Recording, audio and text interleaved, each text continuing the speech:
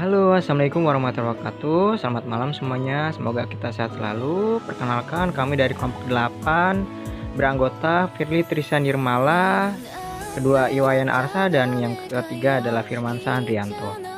Terima kasih kepada dosen pengampu mata kuliah evaluasi pengajaran bahasa Bapak Yayan Sudrajat, SE MPD, dengan materi prinsip dan alat evaluasi.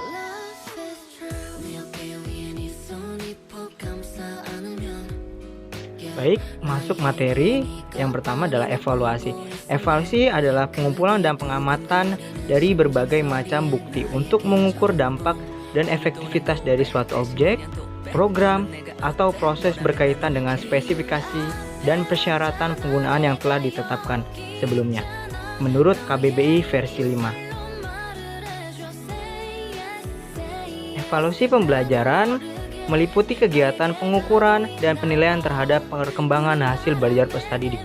Dengan begitu, evaluasi harus dilaksanakan dengan sebaik-baiknya agar tidak terjadi kesalahan dalam mengukur dan menilai perkembangan hasil belajar peserta didik tersebut. Mengukur adalah membandingkan sesuatu dengan satu ukuran. Pengukuran bersifat kuantitatif. Menilai adalah mengambil suatu keputusan terhadap suatu dengan ukuran baik buruk. Penilaian bersifat kualitatif. Mengadakan evaluasi meliputi kedua langkah di atas, yakni mengukur dan menilai. Menurut Ari Kunto tahun 2010 halaman 3. Masuk ke materi selanjutnya, yaitu prinsip-prinsip evaluasi. Menurut Kusnulido tahun 2010, ada 4 macam prinsip evaluasi. Yang pertama adalah komprehensif, yang kedua adalah komparatif, yang ketiga adalah continuous, yang keempat adalah objektif. Prinsip dalam suatu penilaian. 1. Penilaian hendaknya didasarkan atas hasil pengukuran yang koherent.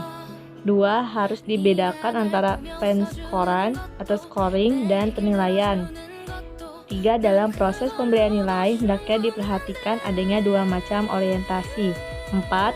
Kegiatan pemberian nilai hendaknya merupakan bagian integral dari proses belajar mengajar. 5. Penilaian harus bersifat comparable. Tujuan evaluasi. Secara umum, evaluasi bertujuan untuk melihat sejauh mana suatu program atau suatu kegiatan tertentu dapat tercapai tujuannya yang telah ditentukan. Tahap evaluasi. Konsep harusnya direncanakan dengan baik sebelum evakuasi atau eksekusi terorganisir, dan pesan harus tes untuk memeriksakan kompatibilitas antara draft yang disiapkan oleh pesan eksekusi. Proses evaluasi. Dalam melakukan proses evaluasi, ada beberapa hal yang akan dibahas. Bahan evaluasi, proses evaluasi, ketika evaluasi diadakan, mengapa harus ada evaluasi, di mana proses evaluasi diadakan, dan pihak evaluasi. Tujuan evaluasi pendidikan. 1. Untuk siswa, 2. Untuk guru, ketiga untuk sekolah.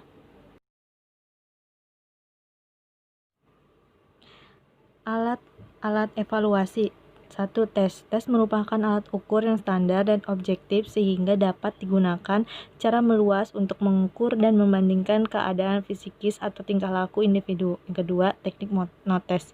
Teknik notes sangat penting dalam mengevaluasi siswa pada ranah efektif dan psikomotor, berbeda dengan teknik tes yang lebih menekankan aspek kognitif.